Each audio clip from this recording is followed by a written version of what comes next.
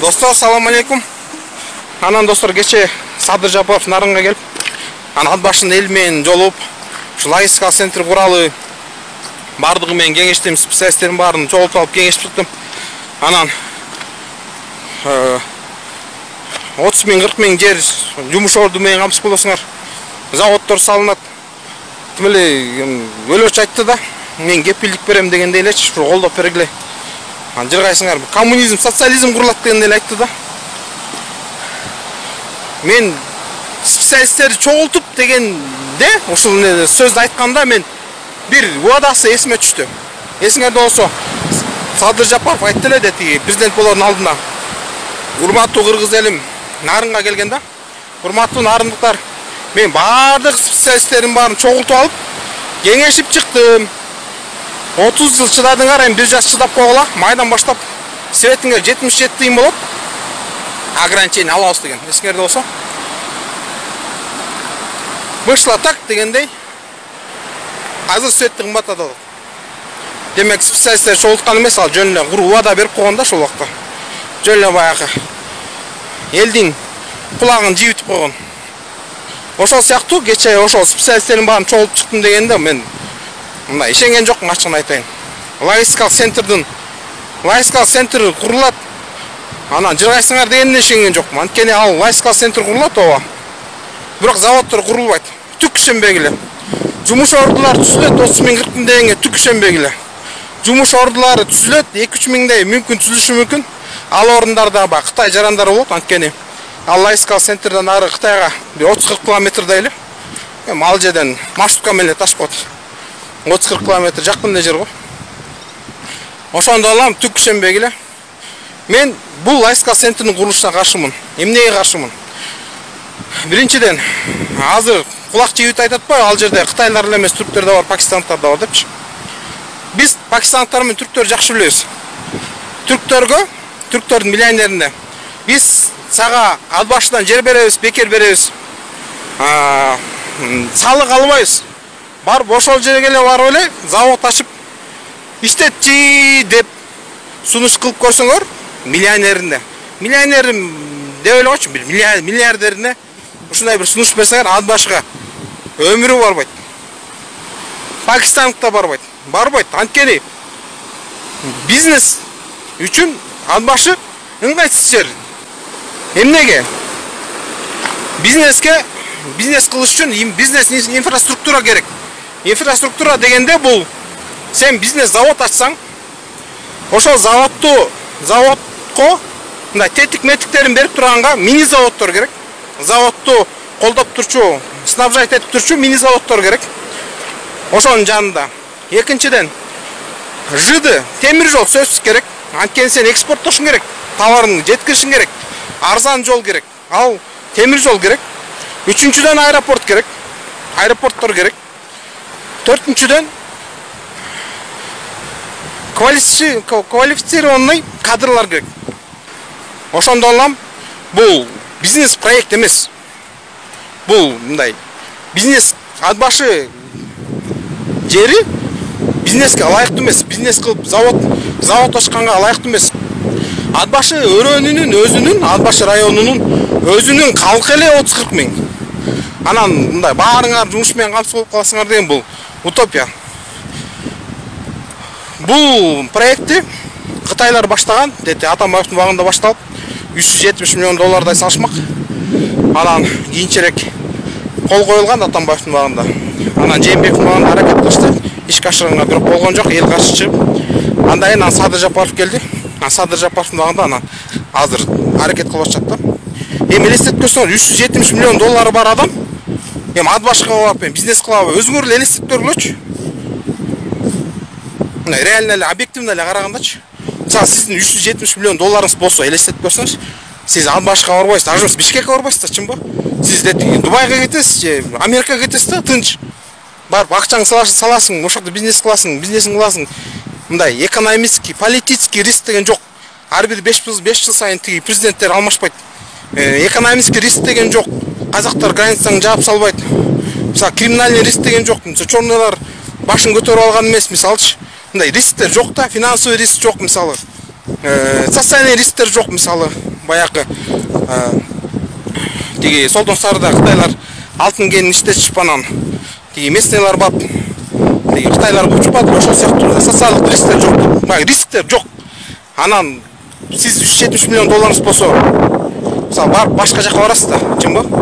Ошондон эле мен бул проектини бизнес проект, экономический проект деп эсептебейм. Мен бул проектини геосаясий проект деп эсептейм. Достор, тиги көрсөтүп коеюн, карагылачы. Керемет жер да, керемет. Сонун жерде бизнес проект эмес бул, геосаясий проект. Эмнеге? Аксайды Кыргызстандын бир 99% билбейт. Аксай өрөөнүн кандай экенин. Бул Аксай десе баягы бир жайык жерди элестетишет да, элдин көбү. Аксай бул чөчөк казандай болгон жер. Аксайга Кыргызстан территориясынан эки эле жерден чыккан барса болот. Аксайга ошо казандай болгон жерге, Казанга эки эле жерден ашса болот. Бул чыгыш жагынан Кында ашуусу, батыш жагынан Торгарт ашуусу. Кында эми тияк баш экен, макул. Торгарт бул стратегиялык жол. Бишкек Торгарт жол билесиңер. Бүт чоң трасса. Ал эми азыркы логистикалык борбор курабыз деп аткан жер бул ошол Торгарт ашуусунун этегинде, ат башы тарабындагы этегинде. Ошол логистикалык центрдан кийин ашуу болот. Ашуудан өтүп Аксайга түшөсүң, Аксайдан ары Кытайга киресиң. Ошондой жерде баягы стратегиялык жер. Мындай эки эле жол бар, ошо эки жолдун бирөөсү ушул жол да. Эми элестетип атасыңар да. Бул жолду бууп койсо эмне болот? Аксай толугу менен Кытайга өтүп кетет. Эмнеге өтүп кетет деп мисалы биз айтып атабыз. Мисалы ойлошуңар мүмкүн, биз 21-кылымда жашап атабыз. ООН бар, эл аралык коом бар. Жаныбызда партнерлорубуз бар. Вечный партнерубуз бар, мисалы Садыр Жапаров айткандайчы. Алар бар да, эл башкалар да турат да дегендечи. Мисалы 20-кылымда Крым эмне болду? Россия Крымды жөн эле тартып албады. Европанын мурдунда Россия Крымды тартып алды. Ошол сыяктуу эле, мисалы эртең эмне болуп кетет, эмне болуп кетпейт биз билбейбиз да. Мисалы Батыш Европада Россия менен НАТО азыр согушайын эле деп турат. Бир ширеңке эле чырт десе согуш тутанып кетет. Мисалы чыгышта Азияда Кытай, Япония, Кытай жалгыз өзү, Япония, Филиппин, Вьетнам, Малайзия, Америка менен тирешип турат. Ичине Сингапурдагы бар, аны айтсаңарчы. Ушулар менен бардыгы менен тирешип, азыр ал жакта да согуш чыгып кетүү коркунучу бар. Тайвань бар мисалы. Тайвань менен тирешип, азыр самолеттор Тайвандын территориясына кирип учуп, Кытайдын самолеттору. Ошондой бир провокациялык нерселер болуп, согуш чыгып кетүү коркунучунда турат да. Анан эртең акыбал эмне болот? Дүйнөлүк саясат өзгөрүп кетеби? Кайсы жакка өзгөрүп кетет? Эч ким эч нерсе билбейт да. Ошондон эле ушундай рисктер бар да. Допустим, Кытайдын капиталына логистикалык центр курсак, эми жогоруда айтылгандай, Кытайлар келет, өзүнүн жумушчуларын алып келет да. Анан келечекте ал жумушчуларын алып келип иштетип алса, анан местныйлар мисалы жумуш жок отурса, анан местныйларды возмущаться этет да, чыгышат, каршы чыгышат. Анан Солтон Сарыдай болуп, тиги Кытайларды кубалап чыгып, зданияларын өрттөп салса, анан Кытайлар деген мисалы биз өзүбүздүн капиталыбызды, өзүбүздүн бизнесибизди коргоп атабыз деп, эки эле достор, эки эле автоматчан Кытайды ошо жака киргизип, шлагбаум коюп койсо, Аксай толугу менен Кытайга өтөт. Жогоруда айттым, эки эле жол бар Аксайга киргенге. Чыгыш жагынан Кында, батыш жагынан Торгарт. Эки эле ашуу бар. Ошол ашуунун этегинде логистикалык борбор турат. Эгер эртең Кытай жок болбой калды, бизде өз капиталыбызды коргойбуз деп, ошол жака өзүнүн солдаттарын киргизип койсо, Аксай толугу менен Аксай жана Арпа эки өрөөн толугу менен Кытайларга өтүп кетүү коркунучу бар. Ошондон улам достор, Кытайлардын капиталына азыр кызыкпашыбыз керек. Колубуздан келсе өзүбүздүн акчабызга куралы. Логистикалык центр эмес, таможенный терминал эле куруп коелу, ошол жерден эле фураларды коюп, растаможивать этип, ошол жерден эле иштин баарын бүткөрчү, ошондой эле нерсе куруп коелу. Анан завод деп каяктагы бир жөө-жомокторду айтып, заводдор менен кызыктырбай. Мен айттым, завод салынбайт. Анткени ат башы өрөөнү, ат башы ал жер завод салганга бизнес үчүн ылайыксыз жер. Бизнесмен башы бар бизнесмен өмүрү ат башы ал жерге өмүрү барып бизнес ачпайт. Эгер ошончо эле кызыктуу проект болсо, Салымбековдер дагы эле ачып коймок. Ошон үчүн бул геосаясий проект. Келечекте бир проблема чыкса, Кытайлар бул проблеманы фортпост катары колдонуп коюшу мүмкүн. Эмнеге жана айттым го, барып отелдерди салышат, кафелерди салышат. Жанакы Тажикстандын Бадахшан өрөөнүндө Кытайлар база курушкан. Ошол жерде ушундай логистик центр сыяктуу курушкан, кичинекей бир айыл курушкан. Отелдери бар, кафелери бар. Анан барып солдаттарын жайгаштырып койгон. Кийинчерээк жанакындай проблема чыкса, солдаттарын ыргытат. Ушул логистикалык борбор ыргытат, ошол жерге отуруп калат. Эми кичинекей шаар бар да. Кытайлар жашап атат. Өзүнүн экономикалык активдүүлүгү бар. Барат, шлагбаумду коюп алат, бир БТР коюп коет, бүттү. Кыргызстан эчтеке дей албайсыз достор. Кыргызстан кайра ала албайт. Кыргызстан Аксайды кайра ала албайт. Кытайлар Индиянын жерин тартып алды. Кытайлар Непалдын жерин тартып алды. Кытайлар Филиппиндин, Вьетнамдын, Малайзиянын, Тажикстандын жерин тартып алды достор. Биз келечекте ошондой бир проблема чыгып кетсе, биз кайра тартып ала албайбыз. Кытайлардан аксай өрөөнүн, арпа өрөөнүн кайра тартып ала албайбыз. Биз канчалык сотко берсек дагы, Кытайлар мына де юре булардыкы деп коет. Ооба, де юре бизде турат ал жер. Бирок тиякта шлагбаум коюп койгон, шлагбаумдан өтө албайбыз.